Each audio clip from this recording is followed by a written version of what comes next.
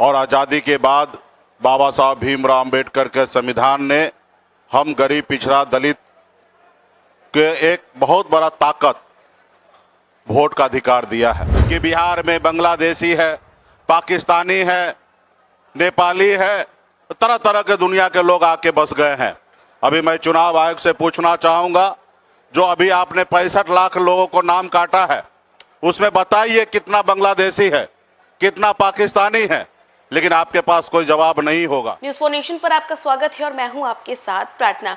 VIP के संस्थापक और पूर्व मंत्री मुकेश सहनी ने एक बार फिर से सरकार पर बड़ा हमला बोला है।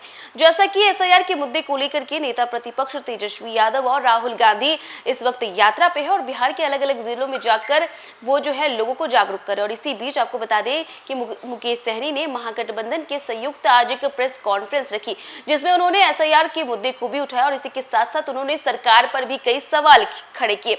उनका कहना है कि भाजपा को मुंह की खानी पड़ेगी और वोट चोरी नहीं चलेगी। इसी के साथ साथ इलेक्शन कमीशन से भी उन्होंने जवाब मांगा है कि बताइए कि कितने बांग्लादेशियों के नाम जो है वो मतदाता सूची से काटे गए हैं।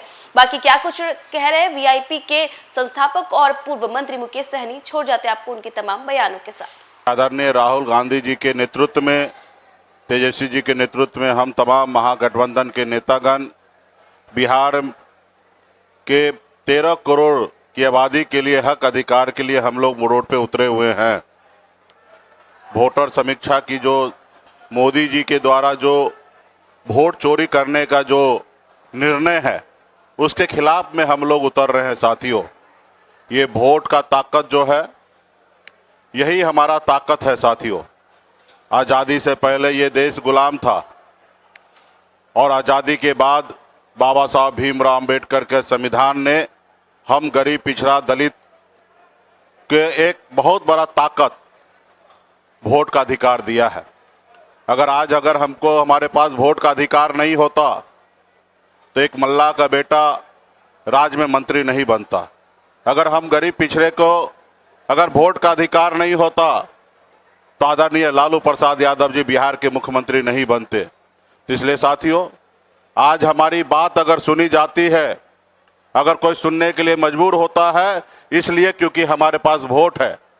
और आज देखिए किस तरीके से मोदी जी संवैधानिक संस्था को अपने कब्जा में कर रहे हैं। अगर वोट चोरी नहीं करना था तो क्यों संवैधानिक संस्था पे वो हाथ मार रहे हैं? जो चुनाव आयोग को नियुक्ति का जो प्रक्रिया पहले जो तरीका था, पक्ष विपक्ष सुप्रीम कोर्ट के निर्देशानुसार चयन होता था, लेकिन मोदी जी ने उनको बदलकर सरकार का पक्ष कर सरकार सत्ता में जो है हमारा चुनाव आयोग को नियुक्ति की जा रही है। तो ये कहीं ना कहीं स्पष्ट हो रहा है कि वोट चोरी हो रहा है। महाराष्ट्र में आपने देखा किस तरीके से वोट बढ़ाकर वहां पे सरकार उन्होंने अपना कब्जा कर लिया। बिहार में भी वो कोशिश कर रहे हैं कि यहाँ पे महागठबंधन का वोट को नुकसान देकर और बिहार में भी हम सरकार बना ले। परसेप्शन ऐसा बनाया जा रहा है कि बिहार में बांग्लादेशी है, पाकिस्तानी है, नेपाली है, तरह तरह के दुनिया के लोग आके बस गए हैं। अभी मैं चुनाव आयोग से पूछना चाहूँगा, जो अभी आपने 65 लाख लोगों को नाम काटा है, उसमें बताइए कितना बांग्लादेशी है, कितना पाकिस्तानी है, लेकिन आपके पास कोई जवाब नहीं होगा। यहाँ पे लोग जो जिंदा है उसको मार दिया जा रहा है।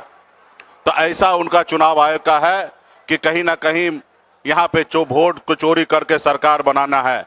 लेकिन आदरणीय राहुल गांधी जी के नेतृत्व में हम लोग मजबूती से पूरे बिहार में लोगों को जागरूक कर रहे हैं, हर जाति समुदाय के बीच में जा रहे हैं और लोगों का भरपूर हम लोगों को समर्थन प्राप्त हो रहा है। इसलिए आने वाला समय में हम लोग मजबूती से लड़ाई लड़ेंगे और बिहार में भी सरकार बनाएंगे।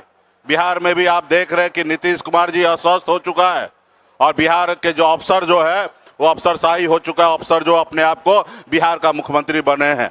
आज हर एक काम जो है वो बगैर पैसे का नहीं होता है। आज वोटर लिस्ट के लिए 12 डॉक्यूमेंट का जो नाम उन्होंने बताया, उसके लिए आज गांव-गांव में जाइए, बूढ़ी माता, गरीब, किसान सभी लोग जाके एसडीओ बीडीओ के सामने धक्का खा रहे हैं। अब बगैर पैसा दिए उनको ना जाति प्रमाण पत्र बन रहा है, ना उनका कोई डॉक्यूमेंट बन रहा है।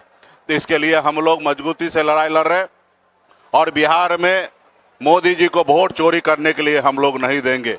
जो आज तक जितना वो चोरी कर लिए, जैसे भी सरकार बना लिए, लेकिन बिहार के लोग जागरूक है, बिहार के लोग संघर्ष करने वाले लोग हैं। बिहार में हमेशा क्रांति हुआ है और बिहार में भी इस बार मोदी जी को मुंह की खानी पड़ेगी और बिहार में मजबूती से हम लोग अपना गरीब, पिछड़ा, दलित सभी जाति समुदाय के लोगों का वोट का रक्षा करने के लिए आदरणीय राहुल गांधी जी के नेतृत्व में, हम लोग तेजस्वी जी के नेतृत्व में हम लोग काम कर रहे हैं। यही कहने के लिए आप सभी के बीच में आए। बहुत बहुत धन्यवाद सभी साथी को।